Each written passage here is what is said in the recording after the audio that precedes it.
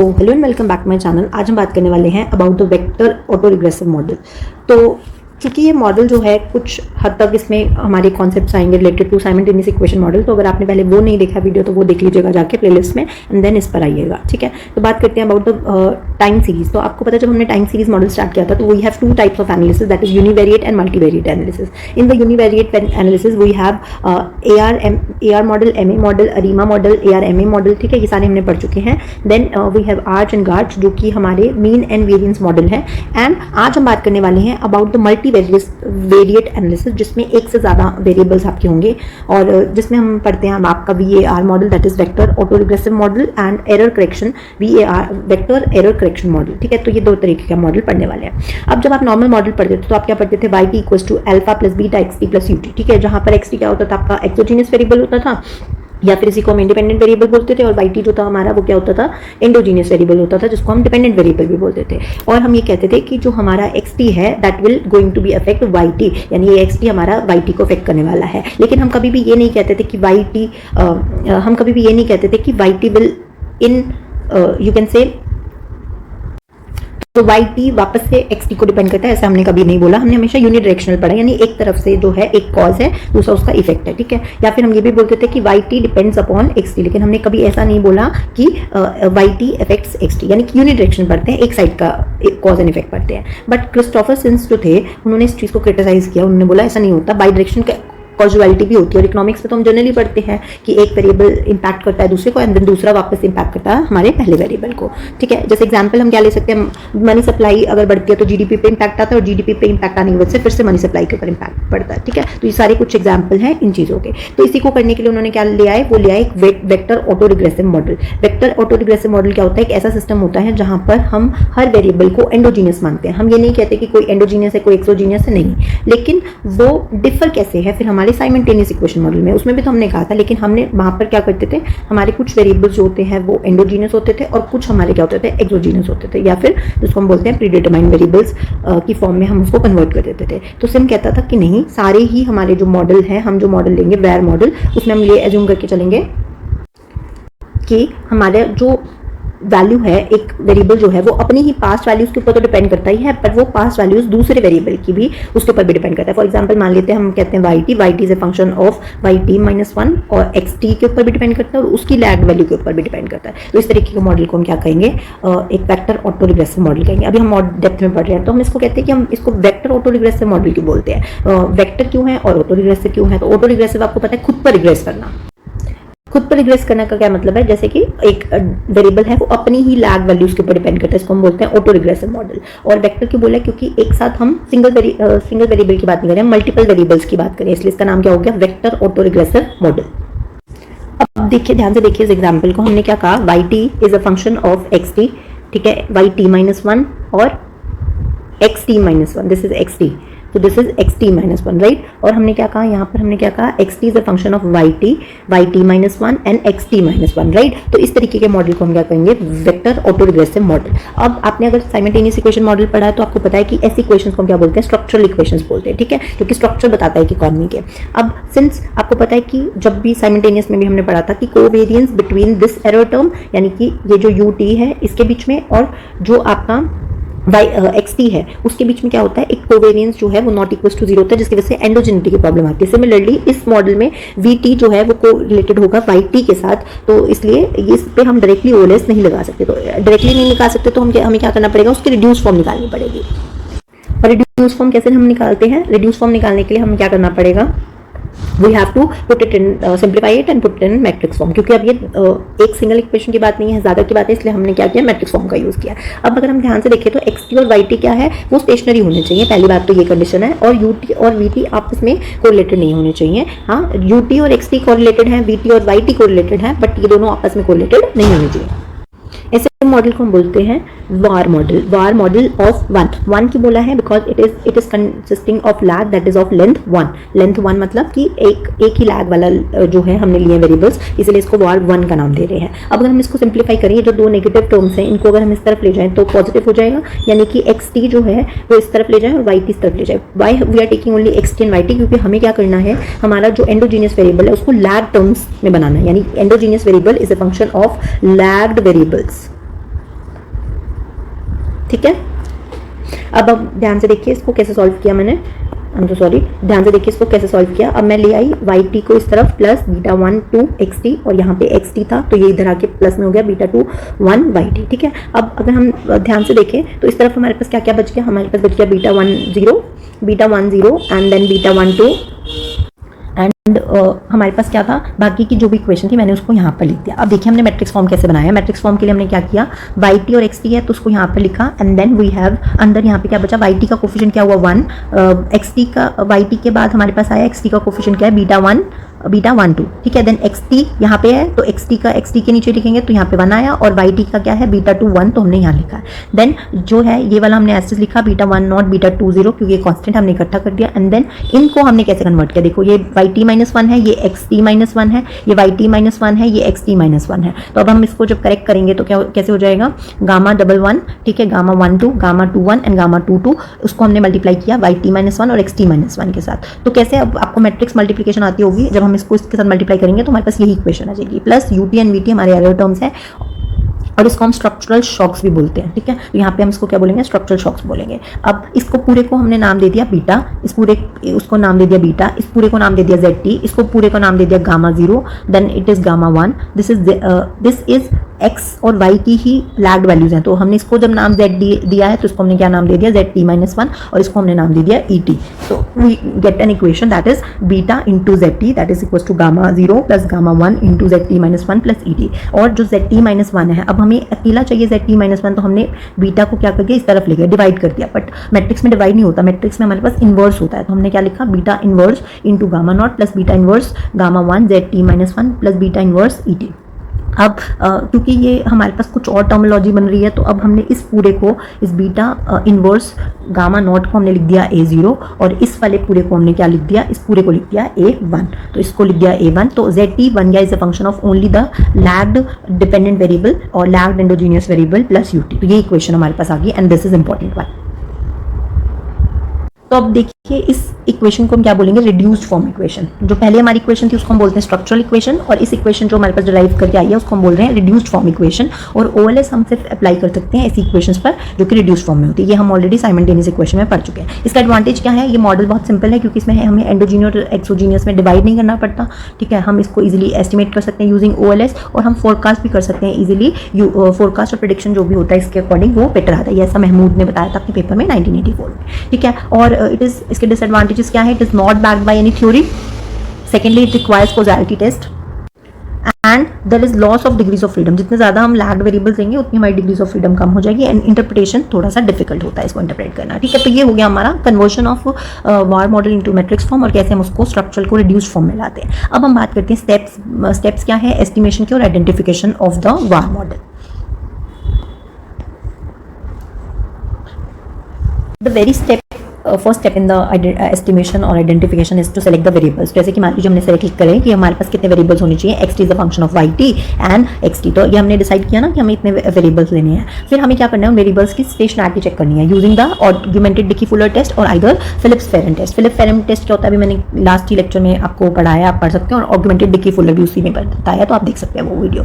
Then उसके बाद हमें सेलेक्ट करना है lag length. This is very important. अब लैग लेंथ को कैसे सेलेक्ट कर सकते हैं ये पढ़िए। तो लैग लेंथ हमें देखनी है कि कितने नंबर ऑफ लैग्स हमें लेने। जैसे हमारे केस में मैंने आपको एक सिंप्लीफाई करने के लिए 1 लाख का लेकर बताया, बट हमें टोटल एक्चुअल में कितने लैग्स लेने हैं, it will depend on some criteria. This is known as Akaike information criteria, Schwarz या फिर Bayesian criteria, Hannan Quinn criteria या लाइक्लीहुड रेशियो टेस्ट। इनमें से आप कोई भी क्राइटेरिया का यूज करके देख सकते हैं कितने नंबर ऑफ लैग्स चाहिए। क्यों जरूरी है, क्योंकि अगर ज्यादा लैग्स ले लोगे तो ज्यादा डिग्रीज ऑफ फ्रीडम वेस्ट हो जाएंगी और मल्टीप्लाइटी की प्रॉब्लम भी आ सकती है, और कम लैग्स लोगे तो आपकी क्या हो सकते हैं, इंपॉर्टेंट चीजें छूट सकती हैं, इंपॉर्टेंट वेरिएबल्स छूट सकते हैं, और स्पेसिफिकेशन एरर भी आ सकता है। दैट्स वाई देयरफॉर हमें एक ऐसा मॉडल चूज करना है जिसके AIC या SC क्राइटेरिया जो है वो कम हो। यानी कि देखिए अगर हमने एक मॉडल लिया जिसमें हमने लिया वार 1, वार 2, वार 3 यानी with lag 1, lag 2, lag 3 lags के साथ, तो जिसका कम आई वैल्यू 15.10 एंड 15.33, तो उस वाले मॉडल को हम ले लेंगे। दैट इज VAR1 वाला हमारा जो है वो सूटेबल है। ठीक है, तो ये चीज़ हमने बताई है। अब इसके बाद अगर हम देखते हैं तो क्या आता है, next step is to make the structural VAR model, ठीक है। अब स्ट्रक्चरल मॉडल बनाइए, फिर उसको कन्वर्ट करिए मैट्रिक्स फॉर्म में, जो अभी मैंने आपको सिखाया, देन उसको रिड्यूस फॉर्म में कन्वर्ट करिए, ओएलएस अप्लाई करिए दोनों इक्वेशंस पे। दोनों इक्वेशंस कैसे, हमारे कोई कंबाइंड इक्वेशन, आप तो कहेंगे मैम हमें तो एक कंबाइंड इक्वेशन मिली थी, अगर इस कंबाइंड मैट्रिक्स इक्वेशन को मैं खोलूँ तो क्या हमारे पास ये आ जाएगा, Y T equals to a10 a11 Y T minus one plus a12 X T minus one and E T, and similarly दूसरा भी आ जाएगा। और ये वाला जो हमारे पास आया इसको हम क्या बोलेंगे, रिड्यूस्ड शॉक या रिड्यूस्ड एरर, ठीक है। वो हमारा स्ट्रक्चरल एरर था, ये हमारा रिड्यूस्ड एरर है। अब नेक्स्ट स्टेप होता है आइडेंटिफाई करना हमें स्ट्रक्चरल पैरामीटर्स को। हमने क्यों लगाया था ये, ताकि हम क्या कर सकें, रिड्यूस्ड फॉर्म इक्वेशंस में जो पैरामीटर्स आए हैं उनसे हम स्ट्रक्चरल पैरामीटर्स को क्या करें, आइडेंटिफाई कर सकें। तो उसके लिए सबसे पहला स्टेप क्या होगा, सबसे पहला स्टेप है आपका that is to reduce form coefficients. देखो कितने रिड्यूस फॉर्म कोफिशिएंट्स है, रिड्यूस फॉर्म कोफिशिएंट्स में कितने हैं, यानी इस इक्वेशन में कितने कोफिशिएंट्स है, we have a10 a11 a12, ठीक है, a20 a21 a22 and e1 और e2। अब ये e1 e2 का क्या है, देखिए e1 e2 को अगर हम कंबाइन करते हैं तो हमारे पास एक कोवेरियंस मैट्रिक्स बनती है, summation e, that is variance of e1, covariance e1 e2, covariance e1 e2 and variance of e2। तो इसमें हमारे पास 3 अननोन हो गए, variance e1, variance e2 and covariance e1 e2। तो ये सारे को मिलाकर हमारे पास 9 हो गए, ठीक है। यानी हमें 9 चीज़ों को आइडेंटिफाई करना है, ऑब्जर्वेबल है, ये हमारे पास है जिसको हमें यूज़ करना है। और हमें निकालने क्या है, और हमें निकालने स्ट्रक्चरल के पैरामीटर्स, यानी कि b10 b12 this then this, ठीक है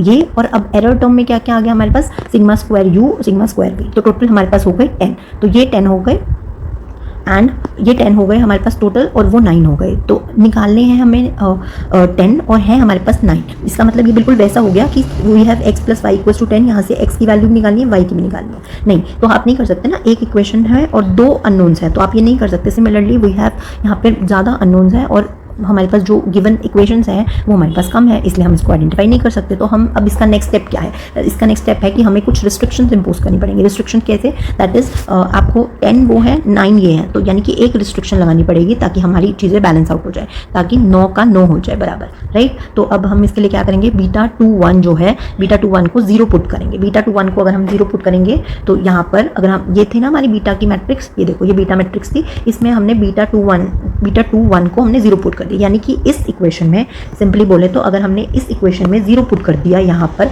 तो आपके पास क्या आ जाएगा, x इक्वल्स टू β20 गामा 21 और ये बाकी का पोर्शन बच जाएगा। यही चीज़ उन्होंने यहाँ पर लिखी हुई है कि अगर हम जो है इसको 0 पुट कर देते हैं रिस्ट्रिक्शन को, तो वाई टी जो है वो एक्स टी को अफेक्ट कर, अच्छा अगर हम ये रिस्ट्रिक्शन नहीं ले तो इसका मतलब क्या होता है, वाई टी एक्स टी को भी इफेक्ट कर रहा है, एक्स टी वाई टी को भी इफेक्ट कर रहा है, दोनों एक ही पीरियड में दोनों काम कर रहे हैं, तो ये नहीं हो सकता। इसलिए हम रिस्ट्रिक्शन लगाते हैं ताकि हमारी सेकंड इक्वेशन कुछ इस तरीके से बन जाए जो अभी मैंने आपको बताई थी, यानी कि यहाँ पर 0 पुट करने से हमारे पास ये पोर्शन बच जाएगा और ये वाला पोर्शन कैंसिल आउट हो जाएगा, ये नहीं बचेगा हमारे पास, राइट। तो अब हमारे पास कैसे हो जाएगा, देखो तो अब क्या हो गया, एक्स टी फंक्शन है वाई टी -1 का और एक्स टी -1 का, यानी कि एक्स टी डिपेंड कर रहा है अपनी लैग वैल्यू पर और वाई टी की लैग वैल्यू पर, लेकिन करंट पीरियड पर डिपेंड नहीं कर रहा है। तो दैट्स वाई ये इससे हमें हेल्प हो जाती है और इसलिए हमने इस पर रिस्ट्रिक्शंस लगाई है। नेक्स्ट इज चॉलेस्की आइडेंटिफिकेशन, ये बहुत इंपॉर्टेंट है।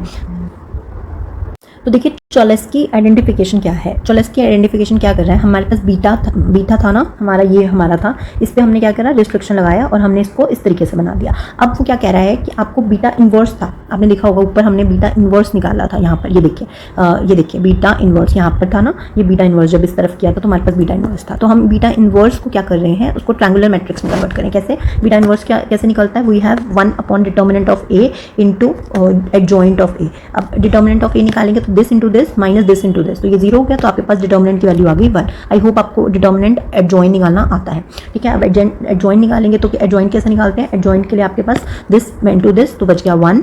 फिर नेक्स्ट स्टेप में हम करेंगे दिस इंटू दिस, तो आपके पास आ गया, आई एम सो सॉरी मैं बीटा उस पर कर रही थी, I am so sorry, beta पर निकालेंगे, इस पे निकालना है आपको डिटर्मिनेंट निकालना है। डिटर्मिनेंट ऑफ बीटा निकालेंगे तो क्या हो जाएगा, दिस इंटू दिस, तो ये क्या हो जाएगा, this is the value 1 minus 0 into beta 112, तो आपका हो गया दैट इज बीटा हो गया, ये हो गया आपका 1, ठीक है। और एडजॉइंट की बात करते हैं, तो एडजॉइंट निकालने के लिए आपको सबसे पहले क्या करना है, मैं यहाँ पे एक मैट्रिक्स बना रही हूँ, दिस एंड दिस, इसको दोनों को छुपाएंगे तो 1 आ गया।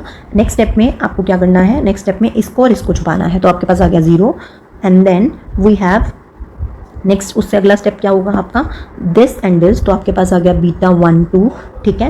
And why it is negative because मैं अभी बता देती हूँ आपको, and then we have this and this, so sorry this,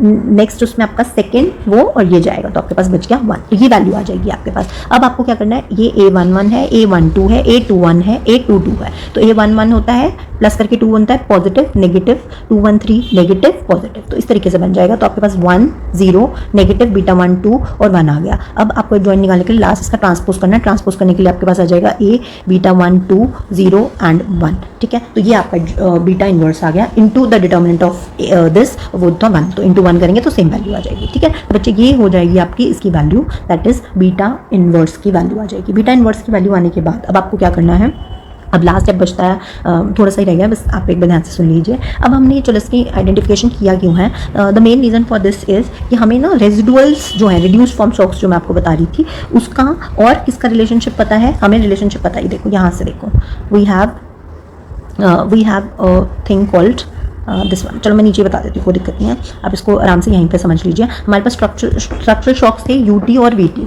ठीक है, और इस इक्वेशन में ये वाले जो शॉक्स थे ये रिड्यूस फॉर्म शॉक्स थे। स्ट्रक्चरल में कौन से थे, स्ट्रक्चरल में ये थे यूटी और वीटी, ये वाले 2 शॉक्स थे, ठीक है। तो इसको बोला स्ट्रक्चरल शॉक्स और उनको बोला रिड्यूस फॉर्म शॉक, ठीक है। और इसको आप EYT या EXT से भी बुक्स में देख सकते हैं, डिनोट होता है। तो अगर हम इन दोनों के बीच का रिलेशनशिप देखें जो हमने निकाला था, जब हमने डिवाइड किया था तो हमने देखा था ET is equals to beta inverse into summation ET, ठीक है। तो अब अगर हम रिस्ट्रिक्शन नहीं लगाते तो क्या होता, तो क्या प्रॉब्लम आती, तो अगर मान लो आप 0 नहीं लगाते, अब हमने यहाँ पे 0 पुट किया है, बी इनवर्स 0 के साथ निकाला है, तो E12 is ET is B inverse of error term T, ठीक है। अब ये देखिए एरर टर्म EYT EXT ये क्या थे हमारे ये हमारे थे स्ट्रक्चरल शॉक्स और ये थे हमारे रिड्यूस फॉर्म शॉक्स। तो अब इसको जब हमने इसके साथ मल्टीप्लाई किया इस इक्वेशन के अकॉर्डिंग, तो आपके पास इक्वेशन आ गई। जब आपने इसको और इसको मैट्रिक्स मल्टीप्लाई किया तो we have this into this, ठीक है। तो 1 इंटू EYT हो गया माइनस, तो माइनस बीटा 1 2 EXT, तो माइनस माइनस क्या हो जाएगा आपका, ये प्लस हो जाएगा, ठीक है। तो ये प्लस हो गया and then E2T equals to E2T निकालना है तो दिस इंटू दिस, तो दिस इंटू दिस इज 0 और माइनस दिस इंटू दिस, तो हो गया माइनस EXT। तो यहाँ से हमें पता चल गया E2T is purely a function of EXT, ठीक है। या और अगर हम इसको सब्स्टिट्यूट कर देंगे इस ऊपर वाली इक्वेशन में, तो E2T की जगह पर, ठीक है, हमें EXT यहाँ पे EXT की जगह E2T पुट कर दिया, यानी प्योरली अब यूनिकली आप डिटरमाइन कर सकते हो E1T और E2T को। अब इसको बहुत सिंपल तरीके से मैं बताती हूँ ये क्या कहना चाह रहा है, आपको शायद समझ नहीं आ रहा होगा। देखो अगर ये देखिए ET जो था इसको हमने ET नाम दिया था, ये UT था VT था, इसी को उन्होंने EYT और EXT लिखा हुआ है, ठीक है। बस यही चीज़ थी जहाँ पे आपको हो सकता है कन्फ्यूजन हो जाए। अब मैं इसका मतलब आपको बता रही थी कि क्यों हमने इसको सेपरेट किया है, कि इसके पास हमारे पास क्या आई थी, we have UT is a function of beta inverse, ये देखो UT is equals to beta inverse ET था, ये चीज़ मैंने अभी आपको बताई थी। यहाँ पे इस इक्वेशन से ही हमने वो रिलेशनशिप डिराइव किया था। अब इसका मतलब क्या है, क्यों हमने ये किया है, the reason being, for example मान लीजिए आप एक कमरे में बैठे हैं, आपको अंदर से कुछ नॉइजेज आ रही हैं, ठीक है, उस कमरे से नॉइज आ रही है, तो वो नॉइज हो सकती है आपके टीवी चल रहा हो, फैन चल रहा हो, ठीक है, और हो सकता है आपका कुछ और इंस्ट्रूमेंट चल रहा हो, तो उसकी वजह से आ सकती है। तो ये कंबाइंड आपको नॉइजेज आ रही है। इन नॉइजेज को डिफ्रेंशिएट करने के लिए हमने क्या किया है, ये रिलेशनशिप से और रिस्ट्रिक्शन लगाई है ताकि हम सेपरेट इफेक्ट दिखा सके E1T का और E2T का। आई होप आपको समझ में आ गया होगा। फिर लास्ट आपको क्या करना है, इसके बाद जब आपने चॉल्स का एक डिकम्पोजिशन कर दिया है तो आपको करना है इम्पल्स रिस्पॉन्स फंक्शन निकालना है और आपको निकालना है वेरिएंस डिकम्पोजिशन। तो पहले तो समझते हैं इम्पल्स रिस्पॉन्स फंक्शन का मतलब क्या है। मेन काम why we are studying VAR is one of the reason is हमें चाहिए impulse response function. Impulse response function का मतलब होता है कि अगर मान लीजिए कोई शॉक आता है और एक वेरिएबल में कुछ चेंज आता है आज, तो उसका इम्पैक्ट फ्यूचर में उसी वेरिएबल पे क्या रहेगा। फॉर एग्जांपल मान लीजिए हम एग्जांपल लेते हैं कि मनी सप्लाई से GDP पे इम्पैक्ट पड़ रहा है, तो अगर मान लीजिए मनी सप्लाई में चेंज आता है 1 यूनिट का, तो हमारे क्या कहते हैं जो GDP है उस पे क्या इंपैक्ट आएगा, उसके आज के टाइम पीरियड पे T पे, T+1 पे, T+2 पे और T+3 पे। तो यही हमें चेक करना होता है and this is known as impulse response function, कि how it is going. For example अब मान लेते हैं कि टाइम पीरियड T में जो है हमारा रिस्पॉन्स आया to GDP 00 and so on. तो अब नेक्स्ट टाइम पीरियड में, यानी कि अगर मान लीजिए 2020 की देख रहे हैं, फिर 2021, 22, 23, इस तरीके से अगर हम मान लीजिए देख ले रहे हैं शॉक्स को, तो अगर मनी सप्लाई हम बढ़ाते हैं आज तो उसका कोई इम्पैक्ट नहीं है हमारे किसके ऊपर, GDP के ऊपर, लेकिन विद इन 2 ईयर्स उसका इम्पैक्ट बढ़ रहा है, आफ्टर दैट उसका इम्पैक्ट घट रहा है। तो इस तरीके से हम इसको इंटरप्रेट करेंगे। अब बात करते हैं कि लास्ट चीज़ रहेगी, that is various decomposition. Various decomposition का मतलब क्या है, वेरियस डिकम्पोजिशन का हमारा मतलब है दैट इज़ कि अगर हमने ये कहा कि YT is GDP and X T हमारा था मनी सप्लाई, और मान लेते हैं हमने कहा कि हमने जीडीपी का फोरकास्ट किया, तो एक्चुअल जीडीपी और फोरकास्टेड जीडीपी में जो भी डिफरेंस आया यानी फोरकास्ट जो एरर आया है उसमें से कितना जो है वो आपका मनी सप्लाई शॉक्स की वजह से आया और कितना जीडीपी शॉक्स की वजह से आया, इस चीज़ को डिफरेंशिएट करने में हेल्प करता है कौन, हमारे को हेल्प करता है कौन, वेरियंस डिकम्पोजिशन। तो मान लीजिए 70% जो है वो जीडीपी शॉक्स की वजह से आया, 30% मनी सप्लाई शॉक से आया, तो इस तरीके से हमें डिफरेंशिएशन पता चल जाएगा। ठीक है, अच्छा अब हम बात कर लेते हैं last thing that is steps की, और क्या क्या स्टेप्स हैं हमारे, एक बार फिर से हम रिवाइज कर लेते हैं। सबसे पहले आपको वेरिएबल सेलेक्ट करने हैं, देन आपको स्टेशनैरिटी चेक करनी है, फिर लैग लेंथ देखना है, कितने अप्रोप्रिएट लैग लेने यूजिंग एससी और AIC criteria, and after that you have to write the structural equation, convert into matrix form and then reduce form में कन्वर्ट करके आपको आइडेंटिफाई करना है स्ट्रक्चरल पैरामीटर्स को। और अगर आपके अननोन्स जो हैं वो आपके क्या है ज़्यादा हैं और आपकी ऑब्जर्वेबल क्वांटिटीज़ कम है, तो हम क्या करेंगे, हम रिस्ट्रिक्शंस इम्पोज करेंगे, चॉल्स का आइडेंटिफिकेशन करेंगे, एंड देन उसके बाद हम क्या करेंगे, हमारा आइडेंटिफिकेशन करके इस इम्पल्सिव रिस्पॉन्स फंक्शन और वेरियंस डिकम्पोजिशन करेंगे। आई होप सबको ये टॉपिक समझ में आ गए होंगे। Till then thank you and bye bye.